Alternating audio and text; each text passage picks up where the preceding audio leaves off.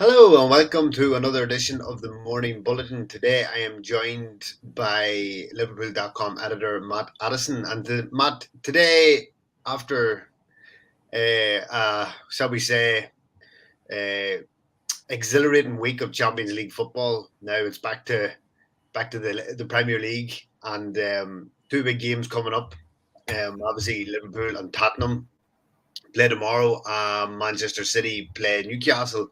So, looking ahead to those two games, what do you think are the challenges for both sides in terms of maybe squad rotation after the Champions League, or how do you see the games playing out after the effects of midweek? I think for Liverpool, it's slightly easier to say the very least in terms of the rotation and what you do to kind of get yourself back on track. I think Tottenham will be a difficult game for Liverpool. I don't think it's I would say it's probably the hardest one that they've got left, I would say. But of course, the kind of flip side of that is that it's at Anfield. It's the first time that Liverpool fans will have been able to sing about Jurgen Klopp's new contract for the first time at Anfield since that was done. You know, they've played away a couple of times since then. So I think for Liverpool, it's a case of doing their own job, and then for Manchester City, it's kind of one or two ways, isn't it? It's either what happened midweek has knocked them and has set them back, and Newcastle possibly could take advantage of that. What I think is probably more likely, unfortunately, is that it'll just double down their efforts of trying to win the league. And you know, they've only got the 4 games left now, haven't they? They've got no FA Cup final or Champions League final to look forward to. So 4 games left for them. We know the situation. If they win all 4 matches, then that's it, isn't it? So my suspicion would be that they will bounce back and probably batter Newcastle 4 or 5-0. But the hope is there that possibly Newcastle could do Liverpool a favour. Well, yeah, that's an interesting one, and it was my next question. Essentially, you know, there could be a psychological effect here for City, given the nature of their meltdown at the Bernabeu in midweek, and as you know, we saw Newcastle play Liverpool recently. Newcastle they're on the up and they're a decent side. Do you think that this could be a game in which City do fall down? Or do you think, as you said, they will just go out and absolutely smash Newcastle to make up for what happened on Wednesday? Yeah, I think of that match. I think if Liverpool fans are tuning in 2 or 3 minutes in, you'll know whether to bother watching the rest of it or not. I think Newcastle are a decent team, aren't they? I think if Newcastle were at home, I'd give them a really good chance. We spoke about it a lot in the build-up, obviously, to Liverpool going to St James's Park last week. It's a tough place to go. It's the kind of raucous atmosphere. You kind of thought that was a tricky one for Liverpool, but they managed to get through it fairly comfortably. Obviously, away from home, it's at the Etihad.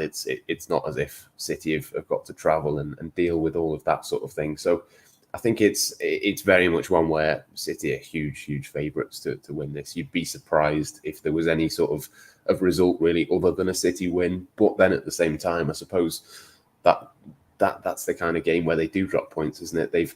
They've had 120 minutes of football midweek, which was really intense. So psychologically as well, not the ideal way for them to go out. If they were to go out, they probably couldn't have picked a worse way for that to happen.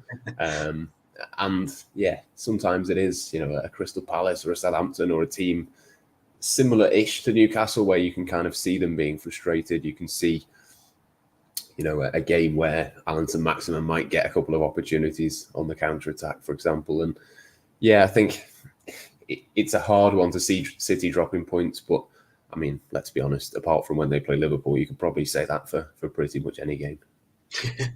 Yeah, that's very true. Or Real Madrid. Well, yeah. So switching attention now to Liverpool's game against Tottenham, and it brings Jurgen Klopp and Antonio Conte back together. And actually doing a bit of research for this, Klopp's record against Conte, while it's not the biggest, is not that great in terms of Premier League. Obviously, Conte had 2 years at Chelsea and then has returned to the Premier League now with Tottenham. This won't be an easy game for Liverpool. And although in saying that, Tottenham have a bit of a mixed run over the last 3 games. I think they won 4 in the bounce, and then they lost to Brighton and they drew with Brentford. So it's hard to know what Tottenham you're kind of going to get. But how do you see this one going? Yeah, I know what you mean with Tottenham. They're kind of a bit like that, aren't they? They're either brilliant or not particularly great, and there's not much in between. And I think it'll be a tricky one. I think it's one of those where there's going to be a lot of those very close offsides where Liverpool are fairly confident that it's a mile offside, but the linesman doesn't put his flag up. I think it's going to be one of those games where Harry Kane is going to try and knock the ball into Son over the top. There's going to be a lot of kind of almost artificially scary moments where it wouldn't have counted if it had gone in, but Alisson makes a big save and everyone forgets that the flag would have gone up. Yeah. I think it's probably going to be one of those games, to be honest. So, yeah, it's going to be a tricky one, but I just think Liverpool have kind of, as is a theme of this week, they've kind of got a score to settle a little bit. Bit of revenge. I think, obviously, there's bigger revenges to come before the end of this season, Real Madrid, obviously. But you think back to the reverse fixture with Tottenham, the COVID that Liverpool had. They had Tyler Morton playing as the holding midfielder. They had a couple of big injuries. I think James Milner started that game, which I suppose, given his performance against Newcastle, you wouldn't be hugely shocked if he started again in this one. But you kind of take the point, really, that it wasn't Liverpool at their best. They didn't have the rub of the green either with the refereeing decisions. I think Harry Kane should have been sent off in that game for the tackle on Robertson. There was a push, I think, as well in the penalty area that was probably a penalty, but didn't get given from memory. And yeah, there was a couple of things that very much went against Liverpool on that day. So yeah, a couple of points dropped for them there. The opportunity this time really to go out and put on a bit of a performance. And it wouldn't surprise me if Liverpool came out of the blocks absolutely flying, did everything that they didn't do against Villarreal and in that first half midweek really, and just really go for it, try and get a couple of goals up, try and use the crowd, try and just push Tottenham back. I think Tottenham have got a couple of injuries as well, which is going to weaken them defensively. I think Sergio Reguilon is definitely out. One or two others have been struggling as well. So everything should point to a Liverpool win. But yeah, it's going to be a tricky-ish one, I think. Probably the hardest one that they've got left. Yeah, absolutely. And so how do you see Jurgen Klopp rotating? Because obviously he will rotate for the game against Tottenham. Do you see any major changes, or do you think we'll kind of see the majority of the side that we saw in Spain on Tuesday? I think it'll be three changes. One in defence. I think Matip comes in for Ibrahim Konate. I think those two basically will just continue to swap now. Obviously Villa on Tuesday. You'd imagine that maybe Matip plays. Well, I suppose Matip could play too, couldn't he? And then maybe you swap for next weekend's game, or whichever way around it is. I think there's going to be a fair bit of rotation there, but I'd be surprised if it wasn't Matip for this one. I think there's maybe an argument for Konate's speed. Obviously against Son, that could be something that plays into sort of Jurgen Klopp's thinking, but it wouldn't surprise me if it was Matip. I think in midfield, you're probably looking at Jordan Henderson coming back in. I thought the midfield had a game of two halves, to say the least, in midweek. But yeah, I still fancy Jordan Henderson to come in. I don't think the performance is going to take too much of an impact on the team. I think it's more a case of keeping people fresh, and that was probably the idea if Henderson didn't start midweek, that he would start in this one. And then the forward line, I think, again, we'll probably see a change. Luis Diaz, I think, has to come in. Obviously, the interesting thing for him, could have signed for Tottenham, very nearly did sign for Tottenham in January, and obviously switched to Liverpool last minute. So, yeah, I think we'll probably see him. Be interesting to see what he does with Diogo Jota, because obviously was taken off at half time.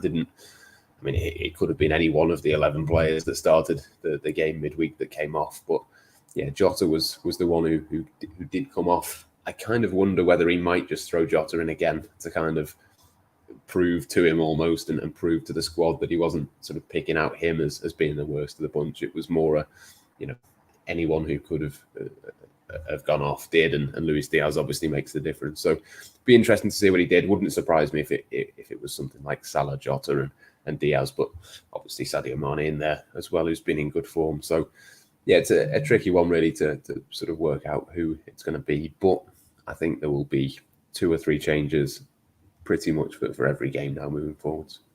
Yeah, absolutely. Okay, Matt, I'm going to put you on the spot here. Give me your predictions for both games. Oh, for both games. For Liverpool's game, you think they'll win. I think Tottenham will score, but I think Liverpool will win I think somebody asked me this yesterday, and I said 3-1, so I should probably go for 3-1 again. I've not changed my mind. Very specific scoreline. Yeah, I do think Liverpool will win. I think it'll be. I think they'll have a period of the game where they kind of go and score a couple of quick goals. I think Tottenham are kind of, they're in a decent position in the league, but I think Liverpool are still at least a step or two ahead of them. So I'd fancy Liverpool in that one. I can't look past Manchester City in the second game. I'd love to predict something other than a City win, but I really fancy City to come back fighting really and kind of prove a point. Newcastle don't have loads to play for either as well. Like you kind of think if City go a goal ahead, or even if it was 0-0, say on 60, Newcastle don't really have any reason to absolutely cling to it and throw themselves in front of the ball and really defend it and eke out a draw. So I fancy City to win that one as well. But yeah, they could still drop points before the end of the season. I just don't think at home to Newcastle is probably the time for that. Yeah. So that'll do it for today, but we will see if Matt was right over the weekend. So that's it for today's edition of the Morning Bulletin. Be sure to check out the website for all the latest Liverpool content, visual and written. And yeah, that's it from us. Bye for now.